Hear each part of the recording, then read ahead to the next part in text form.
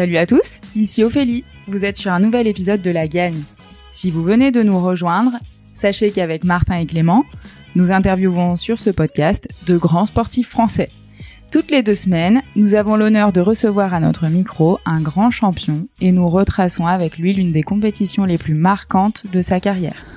Aujourd'hui, on vous emmène découvrir avec nous l'univers passionnant d'Antoine Herman, sacré champion de France le 28 juillet 2019 avec Azur du Vinbus, son cheval de tête. Antoine, c'est avant tout un amoureux des chevaux.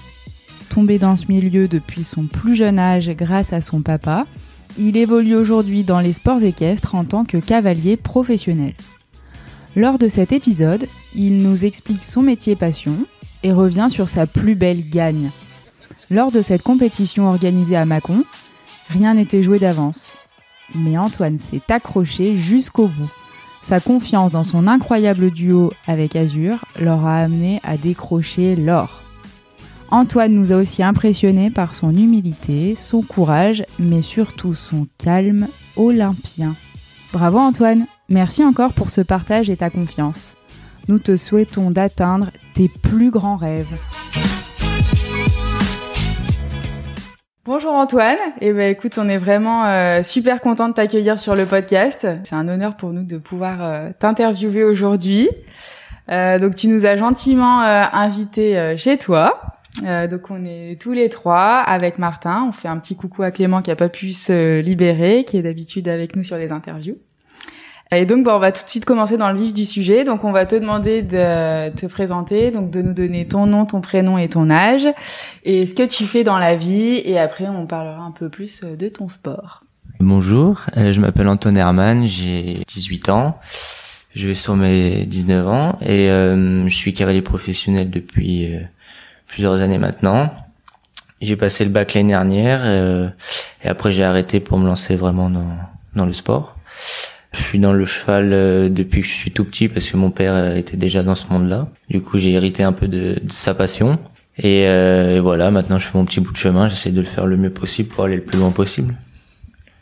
Est-ce que tu vis de ton sport ? Oui, j'essaye tranquillement mais sûrement. Pour l'instant, bien sûr, mes parents m'aident. Mais oui, bien sûr, je vis de mon sport. Oui. C'est magnifique. Donc on va t'interviewer évidemment sur ton titre de champion de France As Junior. Est-ce que tu peux nous redire un peu ton palmarès jusqu'à présent ? Mon titre de champion de France, ouais, ça reste mon titre majeur que j'ai eu l'année dernière. Et 2 semaines avant, j'étais au championnat d'Europe aux Pays-Bas où je finis meilleure performance française en terminant 13e en individuel. Bonjour Antoine, moi aussi je suis ravi de t'accueillir au micro de La Gagne. Rapidement, est-ce que tu peux nous présenter ton sport ? L'équitation, c'est pas un sport comme les autres parce qu'on n'est pas tout seul, on est avec un cheval. Faut essayer de créer une complicité qui peut prendre beaucoup de temps, une dizaine d'années même, ça peut prendre. Après, moi, dans ma catégorie, c'est-à-dire le CSO, le saut d'obstacle, le but, c'est d'enchaîner un parcours de 12, 13 obstacles, ça dépend. Et le but, c'est de faire sans faute, pas faire de faute, pas faire tomber les barres, pas passer à côté, pas s'arrêter devant parce que le cheval peut avoir une incompréhension et s'arrêter. Donc c'est à nous de bien piloter, si je peux dire, le cheval pour qu'il arrive au mieux devant l'obstacle et qu'il le passe sans difficulté. En fait, tu te bats contre un chrono. Oui. Le plus vite possible, ça c'est pas tout de suite. Enfin, on fait le premier parcours, comme je vous disais, avec 12-13 obstacles, avec un temps imparti. Donc faut être sans faute dans ce temps-là, et si on est sans faute dans ce temps-là, on accède au barrage. Le barrage, c'est ils reprennent les mêmes obstacles, mais dans un ordre différent, mais ils en mettent que 7 maximum pour pas que ça fasse trop d'efforts pour le cheval. Et là, faut être sans faute et le plus rapide possible pour gagner. Mais forcément, la vitesse nous pousse à la faute, comme on dit. On va maintenant parler de ta pratique un peu personnelle. On va parler aussi un peu de ton entraînement. Alors, à quelle fréquence t'entraînes-tu et à quelle fréquence ton cheval tu l'entraînes ? Moi, je monte tous les jours. Hein, et j'ai plusieurs chevaux à l'entraînement, j'en ai pas qu'un. Je m'occupe en général 8 chevaux par jour. Après, c'est pas le même entraînement quand on arrive vers une compétition. Quand on est pendant le confinement où on n'a rien de spécial, là on en profite pour laisser un peu souffler les chevaux. C'est à nous d'adapter, qu'ils arrivent en meilleure forme le jour J à la compétition. Un cheval comme mon cheval de tête, il s'entraîne tous les jours, que ce soit des exercices de dressage, parce que forcément on en a besoin pour le CSO, ou aller en extérieur, faire des balades pour leur morale, parce qu'il faut pas qu'ils se lassent non plus. Parce que s'ils sont lassés, c'est comme nous, si on n'a plus envie de travailler, on travaille mal. On le fait parce qu'on doit le faire, mais on travaille mal. Mais c'est à nous de créer cette complicité, et après, au fur et à mesure, on les connaît, et puis voilà, après, plus on les connaît, mieux on arrive à les amener en forme le jour J. Tu peux nous redonner le nom de ton cheval? Mon cheval de tête, c'est Azur, il s'appelle du Vinbus. Azur du Vinbus. Alors chez un cheval, il y a toujours son prénom, je vais dire, comme Azur ici. Après du Vinbus, par exemple pour Azur, c'est son affixe, c'est-à-dire c'est le lieu-dit où il est né, c'est le nom de l'élevage. Comment as-tu rencontré ton cheval? Pourquoi celui-là? J'imagine avec ton papa qui a un élevage de chevaux, tu avais le choix. Pourquoi Azur? Azur, il a fait partie de ces chevaux que mon père achetait à 6 mois. Il l'a fait pendant assez longtemps. Chaque année, il montait en Normandie, il a ramené 6-7 par an, dont Azur.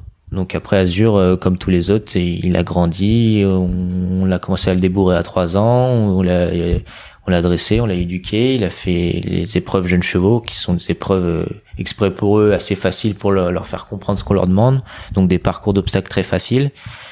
Et puis au fur et à mesure des années, il s'est révélé assez bon, et moi j'arrivais un peu dans le monde, ça s'est plutôt bien tombé, du coup mon père me l'a donné. Ça s'est bien passé avec Azur?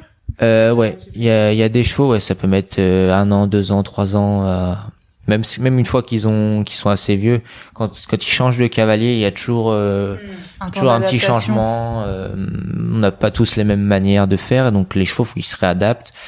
Il y a des coups ça passe très bien, les résultats viennent très vite, il y en a ça met longtemps, et franchement avec Azur c'est passé très vite. Enfin ça s'est passé très bien et c'est allé très vite au niveau des résultats. Et vous étiez faits l'un pour l'autre. Ouais, sûrement. Est-ce que tu as un coach? Oui, bien sûr. Je travaille maintenant avec Jérôme Ringot, qui me suit depuis 4 ans sur les concours. Je m'entraîne chez lui où il vient ici, et puis on fait notre petit truc qui avance pas trop mal. On va rentrer dans le contexte donc de la compétition, ta compétition, le jour de ta gagne. Déjà, est-ce que tu peux nous rappeler quelle journée c'était, et puis quel titre tu as eu à la fin de cette journée? Mon premier jour c'était jeudi, après j'ai fait vendredi et dimanche. La finale était dimanche. Elle s'est étalée sur 3 jours cette compétition. Voilà, le championnat s'est étalé sur 3 jours. Donc le championnat commençait jeudi par la chasse. C'était un tour de 12-13 obstacles comme je vous disais tout à l'heure normal. Sauf que la différence c'est que si là on fait 4 points, c'est-à-dire une faute, une barre, au lieu d'être pénalisé de 4 points comme je l'ai dit, on prend 4 secondes en plus sur notre chronomètre. Donc c'est-à-dire que même si on fait une faute, on peut quand même gagner si on continue. Et on appelle ça la chasse, mais ça c'est spécifique au championnat. Juste donc pour resituer la compétition, je sais plus si tu l'as dit, Tinte, mais en tout cas c'était à Chintré, chez nous, comme t'as dit. À 10 minutes. À 10 minutes d'ici. T'as été champion à la maison, donc c'est vrai que ça doit être assez sympa. Oui. Donc dans quelle catégorie de la compétition es-tu inscrit? Tu nous as dit que c'était le saut d'obstacle. Oui. Et tu es en âge junior. Oui. Est-ce que tu peux nous expliquer un petit peu ça? C'est juste avant d'être senior, Junior, c'est une catégorie d'âge un peu comme le foot, où le foot ça va être U12, U13, U14. Et donc dans ces catégories, il y a 2 années, c'est-à-dire qu'il y a junior première année où on a 17 ans et junior deuxième année où on a 18 ans. Après, toi t'avais 18. Ouais, j'étais en junior deuxième année l'année dernière. Donc là je suis passé dans une autre catégorie qui s'appelle les jeunes cavaliers, qui est la seule catégorie qui dure 3 ans, donc c'est-à-dire de 19 ans à 21 ans. Et donc le championnat des As, en fait, regroupe les jeunes. Ouais, c'est interdit aux seniors, comme ça va jusqu'à 21 ans. Du coup, il y avait beaucoup de participants dans ta catégorie? Au championnat, il y avait, je crois qu'au départ de la chasse, on devait être 90, un truc comme ça. Ah ouais! Donc c'est quand même pas mal. D'accord. Après, au fur et à mesure, en général, quand la chasse se passe mal et qu'on est dans les derniers, il y en a déjà le lendemain, le vendredi, ils repartent pas parce qu'ils savent qu'ils ont aucune chance et ils préfèrent économiser leur cheval. Mais la finale, on n'est que 20 à être repris. En 2 jours, faut se qualifier dans les 20. Pour le tracé, est-ce qu'il est imposé ou c'est à toi de le faire? Ah non, il est imposé. C'est-à-dire qu'on arrive pour la reconnaissance du parcours, où là, le chef de piste a tracé un parcours qu'il avait préparé bien sûr à l'avance, c'est tout un métier. Et on arrive et il y a les obstacles posés, il y a la tracé imposée, on doit compter les lignes, on appelle ça. On doit compter en mètres avec nos pas, au fur et à mesure on en prend l'habitude. Et avec ce nombre de mètres qu'on a compté avec nos pas, on va juger le nombre de foulées que notre cheval va faire. Vous avez combien de temps pour prendre cette connaissance du parcours? Minimum 15 minutes. Et il faut surtout, j'imagine, bien connaître ton cheval, du coup, pour bien savoir, comme tu l'expliquais, le nombre de foulées que lui va devoir faire. Ouais. Et... Après, en général, ils ont tous à peu près la même foulée de galop. Bien sûr, ça dépend de certains chevaux, mais on le voit, on le ressent assez vite quand on est dessus. Et c'est à nous d'adapter tout ça. Après, ce qui est le plus dur, c'est de retenir chaque distance, chaque nombre de mètres entre chaque obstacle. chaque foulée qu'on doit faire, si c'est une ligne courbe, si on doit être un peu plus intérieur parce que c'est 6 foulées un peu en avant. Et est-ce que tu prends des notes d'ailleurs Non, pas du tout. Non, pas du tout. C'est tout dans la tête. Personne ne prend des notes, à part si quelqu'un a besoin, c'est autorisé bien sûr. Mais non. Ça se fait pas, quoi. Non, pas du tout. Non, mais faut qu'on l'a fait même 2-3 fois, c'est facile à retenir, quoi. Donc du coup, on se resitue. Donc on est à Chintré, on est le 25 juillet, le jeudi. Donc oui. Toi, tu arrives sur les lieux. Donc la veille, t'as dormi ici, chez toi. Oui, parce que quand on fait ce genre de concours, forcément, il y a toute la France qui vient. Donc on peut choisir de faire dormir son cheval sur place, évidemment, pour ceux qui viennent de loin, ou de rester chez soi, comme j'ai fait, parce que les chevaux, c'est un peu comme nous, quoi. On n'est jamais aussi bien que chez soi. Et j'ai préféré que mon cheval rentre tous les jours là. Il y avait que 15 minutes de route, donc c'est pas grand chose. Donc vu qu'il a dormi là, moi je suis rentré à la maison jeudi soir, vendredi soir, samedi soir, dimanche soir, tous les jours.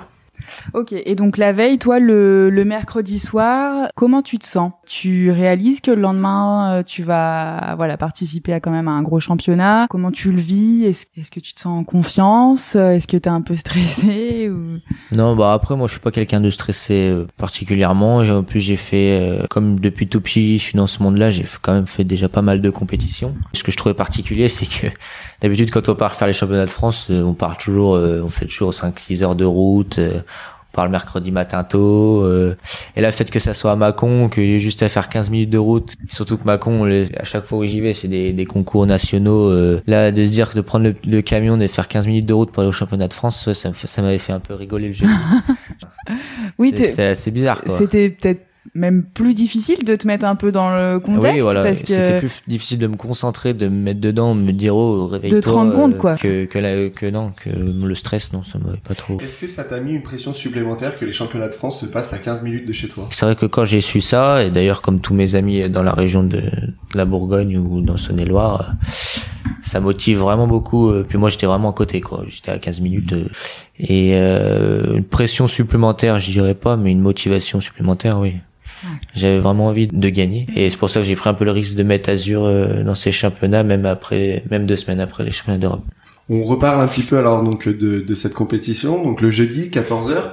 Ouais. À quel moment enfiles-tu ta tenue? Chaque concours, on est obligé d'être en pantalon blanc et un haut blanc. Après j'ai mis ma tenue avant de partir, ça devait être 13h à peu près. Comme ça je partais avec Azur vers 13h15, je suis arrivé là-bas à 13h30 pour la reconnaissance. Je suis pas arrivé longtemps à l'avance pour pas qu'Azur il reste trop longtemps dans le camion là-bas. Et puis... Azur, tu l'équipes tu l'équipes sur place une fois là-bas? Oui, je mets le matériel dans un petit camion, c'est fait pour, il y a une petite sellerie derrière, et puis je l'ai préparé là-bas, quoi. Tu le prépares avec quoi? Tu mets, parce que nous on est vraiment novices. D'abord un tapis sur le dos, après on met ce qu'on appelle un amortisseur juste au-dessus du tapis, assez moelleux pour pas que la selle, quand on met par-dessus l'amortisseur où nous on est assis, que ça soit pas trop, pas qu'il y ait de frottement gênant pour le cheval sur le dos. Après on met ce qu'on appelle un filet, c'est ce qu'il a sur la tête, et avec un mors qui est relié au filet qu'il a dans la bouche, et qu'on est relié à nos mains par des rênes, et ce qui nous permet de gérer, de tourner, de freiner.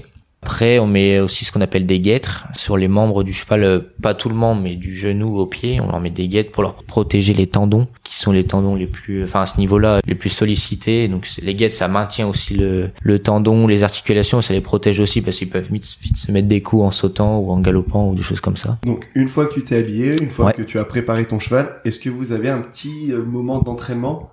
Alors on a ce qu'on appelle la détente. On a une autre carrière hors de la compétition. On doit faire le parcours. J'échauffe mon cheval aux 3 allures, au pas, au trot, au galop. En général, ça me prend un quart d'heure. Je fais pas trop longtemps pour qu'il reste en forme pour le parcours. Comment tu te sens? Tu te sens en confiance? Ton cheval, tu le sens bien? Comment tu fais pour savoir s'il se sent bien? Tu écoutes son souffle? Comment votre duo se prépare là quand vous êtes sur la ligne de départ? Déjà, il faisait très chaud. Il faisait très très chaud. Je voyais qu'il était beaucoup mouillé, qu'il transpirait beaucoup, et c'était un effort pour tous les chevaux quand même avec la chaleur. Mais je le sentais bien, je le sentais pas spécialement fatigué, il avait bien sauté au paddock, non, tout allait bien, alors je suis rentré assez confiant en piste. On sent que t'es de nature super posée. Oui, ça allait. C'est bien, je pense que c'est un très gros atout justement pour faire des compétitions. Donc là, à partir du moment où tu passes cette ligne de départ, tu es parti pour 12 ou 13 obstacles, c'est ça? Oui, ça dépend, ce que le chef de piste veut mettre. Bon, il met jamais plus de 13 obstacles, c'est très rare. Pendant ce parcours, est-ce que tu as une gestion de l'effort donc toi, tu as dit que c'était pas forcément prouvant pour le cavalier, mais pour le cheval, tu dois gérer, je pense, ces temps forts, ces temps faibles, ces temps de galop, de trot. C'est à moi de le mettre dans un certain galop, c'est-à-dire un galop pas trop lent, pas trop rapide, que ça soit un galop assez régulier. Et après, c'est à moi de bien dessiner mes courbes, bien respecter la courbe pour bien venir en face de l'obstacle. Il faut que j'amène au mieux le cheval à l'obstacle et pas que, par exemple, je sois trop loin ou trop près de l'obstacle pour pas qu'il fasse un effort. Et ouais, l'optique, c'est ça, d'avoir un bon galop, le même, et d'amener le mieux le cheval à l'obstacle. Donc tu passes la ligne d'arrivée. Comment ça se passe? Tu sais que tu es bien classé, tu le sais tout de suite ou tu dois attendre? Quand on passe, à chaque fois, il y a classement provisoire. Quand j'ai passé la ligne d'arrivée, j'étais déjà deuxième. Je passais en fin d'épreuve, donc ça n'a pas changé jusqu'à la fin de l'épreuve. Je suis resté deuxième jusqu'à la fin. Donc ton sentiment, ça a été quoi? Je suis encore dans la course pour le titre? Ah oui, j'étais très content là. D'être dans les 2 premiers. C'est très bien. Après, ça peut tomber. Enfin, je veux dire, tu peux vite être dernier le lendemain, quoi. T'es concentré, enfin t'es content, mais tu restes oui. bien concentré. Je crie pas victoire, quoi. Ouais. Surtout pas. On est jeudi, le parcours est fini. Tu es qualifié pour le lendemain. Oui. Du coup, pour ton deuxième parcours.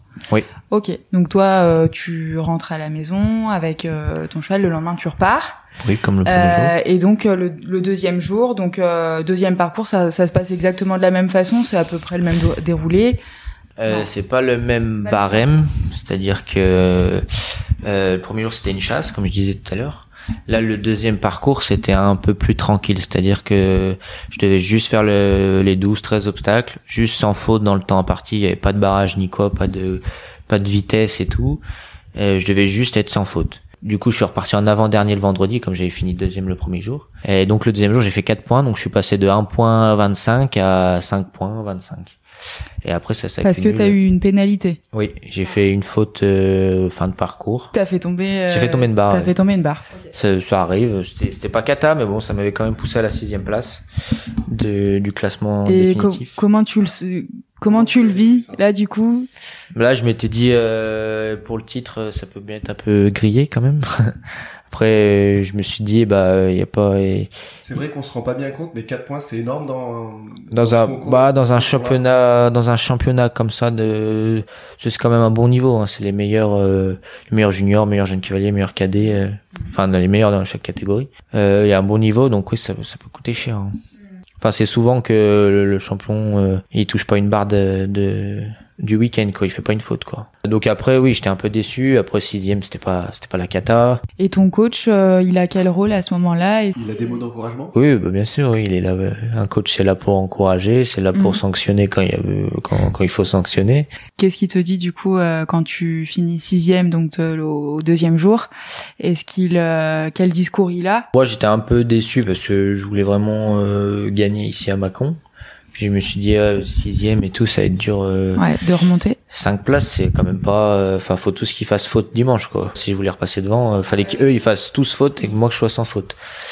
Donc, je me suis dit que c'était un peu grillé. Puis lui, il m'a remotivé. Il m'a dit non, si dimanche t'es sans faute, c'est le dimanche à la finale, il y a 2 tours d'affilée.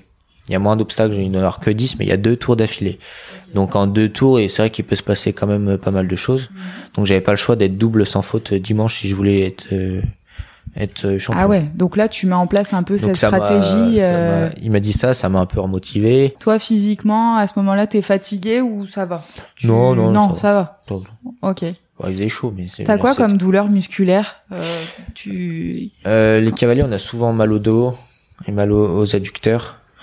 Donc tu es 6e vendredi soir, tu commences ta compétition de dimanche. Est-ce que tu passes donc du coup 6e avant la fin? Oui, chaque fois on repart dans l'ordre inverse. Je fais le premier tour comme le vendredi, donc il n'y a pas de barème spécial, je vais juste faire sans faute dans le temps imparti. Tous les cavaliers de l'épreuve passent, et après la deuxième manche s'enchaîne assez rapidement après. Le classement a été changé entre les deux? Ouais. Oui, il y en a qui ont fait des fautes, il y en a qui ont été sans faute. Ça rechange l'ordre de passage. Ouais. Et là, pour le coup, moi, j'ai été sans faute la première manche. Je suis repassé en tête. Ah! Ceux qui étaient derrière toi, donc, ont fait faute, du coup. Ouais. Ils ont fait faute, moi, j'ai fait sans faute. Du coup, je suis repassé le premier, et il me restait la deuxième manche. Il fallait absolument que je sois sans faute à la deuxième manche. Sinon, si je faisais même juste une faute, je pouvais être 3 ou 4e, je crois. Du coup, j'avais pas le droit à l'erreur. Tu joues vraiment dans un mouchoir de poche, quoi. Oui, ça peut aller assez vite. Ouais. Tu fais un sans faute. Est-ce que tu as la possibilité après de regarder les autres passer? Oui et non. Parce que comme on était que 20, ça s'enchaîne assez vite. Vu que je passais en dernier, j'avais 20 chevaux avant moi, donc ça allait quand même, je m'étais mis à cheval. Je suis allé en bord de piste avec lui. Comme ça, j'étais déjà prêt, j'ai juste regardé. Tu passais en dernier parce que du coup, t'étais premier. Je suis repassé premier, oui. Sur la première première manche de la compétition. Ok. Voilà. Et ça te met une pression supplémentaire parce que tu passes en dernier. Un sans faute, tu es sûr d'être champion de France. Voilà. Et voilà, donc j'avais juste regardé le premier parcours à cheval en bord de piste pour voir ce que ça donnait. Et ton coach, il est confiant là? Je vais pas demander, mais je crois que ça allait. Est-ce que c'est ton coach qui t'a annoncé que ceux qui étaient devant toi, donc les 5 qui étaient devant toi, ont fauté? J'avais un peu suivi, un peu entendu de loin, mais j'avais pas tout suivi. Tu entends, il y a des commentaires comment pendant la... Après, ça dépend des concours, mais souvent à la détente, il y a des enceintes comme autour de la carrière. Quand le speaker il annonce les cavaliers, donc il les annonce avant leur départ, il présente le cheval, le cavalier, et puis il dit le résultat après le parcours. Et quand il y a des enceintes à la détente, t'entends, c'est leur résultat et tout. Et du coup, j'avais entendu un petit peu, mais pas tellement, parce que après le parcours, en général, on retourne au paddock, retrotter les chevaux, les regaloper, qui reprennent leur souffle, puis musculairement, qui se détendent, quoi. Donc j'avais pas trop fait attention. Puis de toute façon, oui, après on est venu me le dire après. Et c'est là où je me suis dit, faut que je finisse bien là, qu'il me reste juste à faire un sans faute. Pression supplémentaire là quand même. Oui, là il y avait un peu plus de pression parce que du coup comme ça part dans l'ordre inverse, tu passes en dernier, tu sais que c'était sans faute, tu gagnes. C'était pas sans faute, tu peux être 3e voire plus. Tu fais plusieurs barres. Donc ouais, là il y avait un peu de pression. Après une fois que je suis rentré en piste, je me mets automatiquement dans mon truc et puis ça va quoi. Mais avant d'entrer en piste, il peut avoir un peu de pression. Est-ce que tu as un peu des gestes de motivation envers ton cheval, un peu de confiance, et que tu lui tapes un peu sur le cou, hein, c'est ça si je peux dire. Oui, ça on le fait assez souvent c'est un code que tout le monde donne pour les récompenser quoi. Après le tour, on leur donne à manger ou des trucs comme ça. Mais oui, sur le coup, on les rassure beaucoup en les caressant. Les gourmands Azur. Ouais, ils sont tous gourmands, les chevaux. Un cheval qui mange pas, c'est pas bon signe. Ah. Genre un cheval, tu lui donnes une tonne de grains, il va te manger une tonne d'affilée, quoi. Mais c'est... On n'a pas forcément précisé, est-ce qu'entre le premier et le deuxième parcours du dimanche, est-ce qu'il est identique ou est-ce que ça oui, change? le dimanche, oui, c'est identique. Il y a, en général, les deux derniers obstacles, ils les enlèvent. Ça réduit à 10 obstacles pour que ça soit moins long et moins d'efforts pour le cheval. Mais oui, ça reste le même parcours, normalement. Bon, donc on y est, dernière manche. Les 19 participants sont passés, t'es donc le dernier. Ouais. Là, tu boucles la boucle. Comment tu te sens, là? Ça y est, c'est parti. Il y avait un peu de pression. J'étais le dernier à la détente. Il restait plus que moi. J'entre en piste. Je le sentais quand même bien. On imagine que tes parents puis tes amis sont, il y avait tout présents. le monde. Est-ce que t'as un petit regard vers eux ou tu es vraiment dans ta bulle? Tu restes concentré? Non, je restais concentré dans mon truc. Après, je savais qu'il y avait du monde qui était là pour me soutenir et tout. Donc forcément, t'as envie de bien faire. Et puis même pour toi-même, t'as envie de bien faire. Donc forcément, il y avait un peu de pression. Mais comme je disais, une fois que je suis rentré dans la piste faire le parcours, j'étais dans mon truc. Ça m'a pas trop gêné. Enfin, la pression m'a pas trop dérangé. Donc toi, ta stratégie, c'est peut-être de prendre ton temps et voilà, bien maîtriser. Prendre son temps, mais après, comme je disais tout à l'heure, faut rester dans un certain galop. Pas être trop lent, pas être trop vite pour minimiser les efforts du cheval. Donc on reste quand même dans un certain rythme de galop.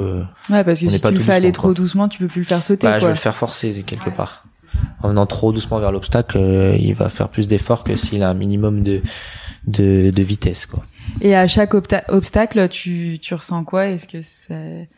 il y en a, ils peuvent vite stresser quand ça arrive vers la fin. Après, moi, je me forçais à rester dans mon truc. Parce que c'était ok, il y avait pas de souci de temps, mais c'était quand même un parcours sérieux. Fallait pas se déconcentrer.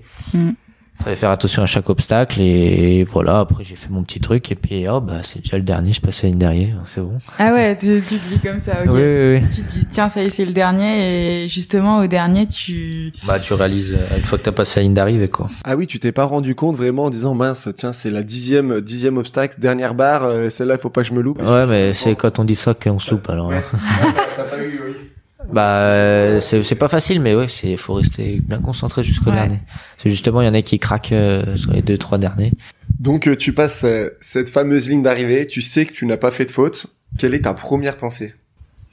Je dis c'est bon. C'est bon, on a réussi, et puis voilà. Après, en plus, j'avais toute ma famille ou presque, et j'avais des amis, enfin j'avais tous mes amis, parce que championnat de France, on se connaît tous, on est tous le même âge ou presque. Donc c'était assez sympa. Après je suis pas quelqu'un je veux pas exploser de joie non plus, quoi. Je suis pas trop comme ça, mais oui, c'était quand même. Intérieurement, t'es très heureux, j'imagine. Oui, oui, bien sûr. Du coup, alors après, comment ça se passe? Est-ce qu'il y a un tour d'honneur? Est-ce qu'il y a quelque chose comme ça? Est-ce que tu as la possibilité cette fois-ci de rester un petit peu oui. dans cette bulle et de dire Oui, forcément, quand on passe en dernier comme ça et que tu sais que tu es champion de France à tous les cas, parce que ça peut arriver que par exemple celui qui est troisième au provisoire dans la deuxième manche, donc qui est passé 2 chevaux avant moi, qui fait sans faute, et que les 2 après lui font faute, c'est lui qui devient champion de France. Mais lui, il est déjà passé, il est déjà sorti de la piste, il le sait qu'après. Mais celui qui passe en dernier comme moi et qui sait que s'il est sans faute, il est champion de France, forcément, tu fais un petit tour d'honneur, on appelle ça, tu restes un peu longtemps sur la piste, voilà. Plus beau. Oui, non, mais c'est plus sympa. Après, une fois que ça s'est fait, ça dure pas très longtemps. On fait juste 2 tours de carrière pour le plaisir. Après, on attend 10 minutes, et puis là, il y a une remise des prix des 8 meilleurs avec le podium pour les 3 premiers, etc. Et à Chintré, il devait être vraiment fier que ce soit que ce soit toi. C'était cool, de faire à Chintré, puis on y pensait, on l'avait préparé depuis un moment, donc c'est toujours très agréable d'accomplir ses objectifs. Super. C'est chouette. Et écoute, nous en tout cas, on te félicite beaucoup pour cette très belle victoire. Super franchement. aventure, C'est magnifique. Toi, si t'avais une leçon à tirer du coup de ce championnat, qu'est-ce que tu dirais? Parce que c'est vrai que t'es passé quand même par plusieurs phases.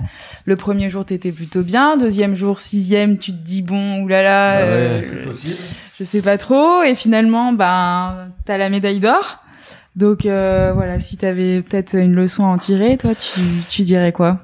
Je dirais qu'il faut rien lâcher, que même si on a pas une mésaventure, mais si c'est pas passé forcément comme on voulait durant le championnat, qu'il faut pas baisser les bras, qu'il faut continuer à aller jusqu'au bout. Puis même si on n'est pas champion de France, ou champion de quelque chose, continuer de faire le meilleur de nous pour finir sur le podium ou dans les 8 premiers, ou essayer d'être le mieux possible, quoi, donner le meilleur de nous. Faut de la rigueur, mais faut aussi peut-être un peu de loisir aussi de temps en temps. Faut de la passion. Faut de la passion envers les chevaux. C'est comme une personne qui fait son travail. S'il est pas motivé, passionné à le faire, il le fera forcément mieux s'il est passionné et motivé que s'il n'est pas. Ça t'a donné confiance d'avoir cette médaille d'or? Oui, ça donne confiance. Ça donne confiance, puis ça remotive pour être de nouveau champion de France. Une fois qu'on y goûte, on a envie de continuer, mais bon, c'est pas facile.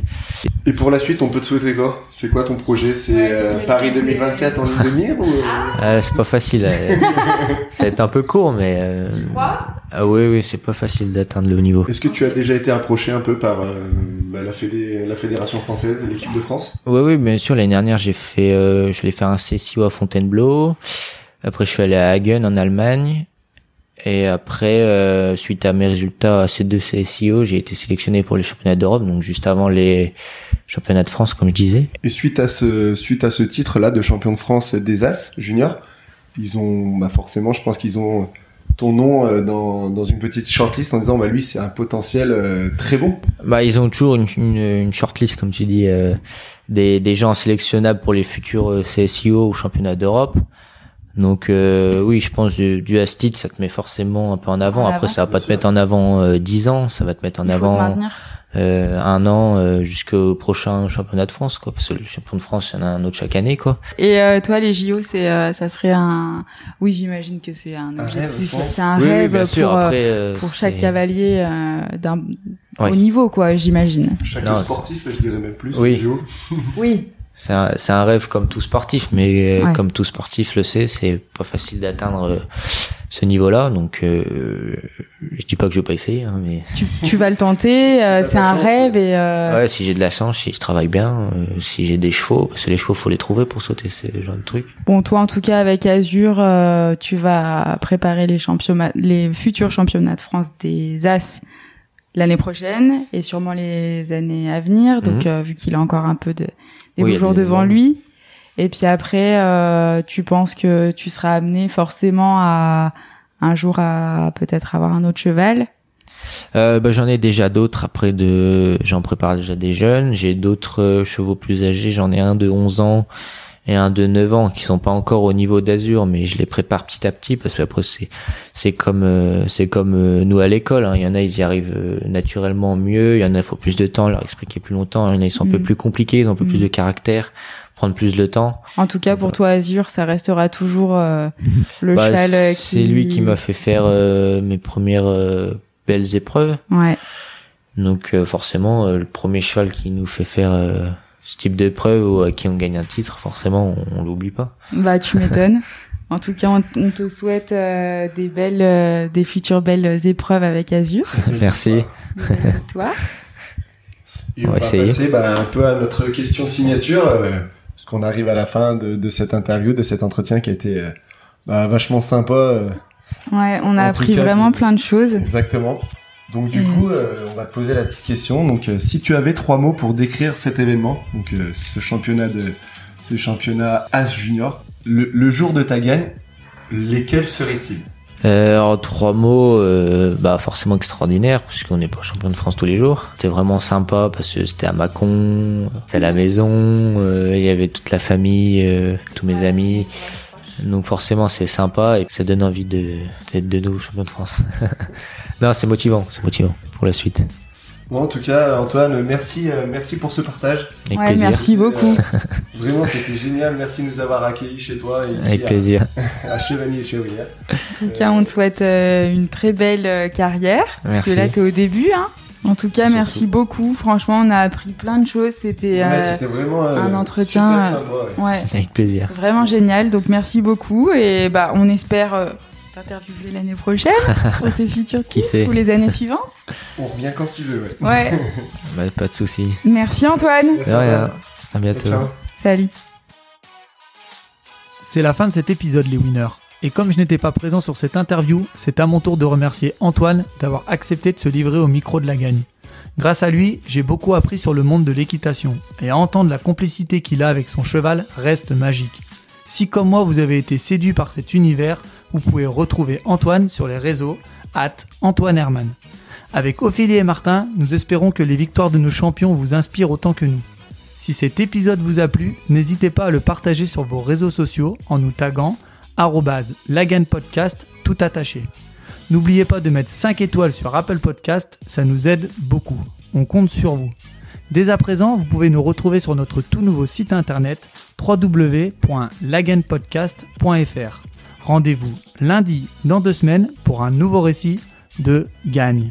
On reste en contact sur les réseaux sociaux et on vous dit à très vite les winners. Et n'oubliez pas surtout d'avoir la gagne.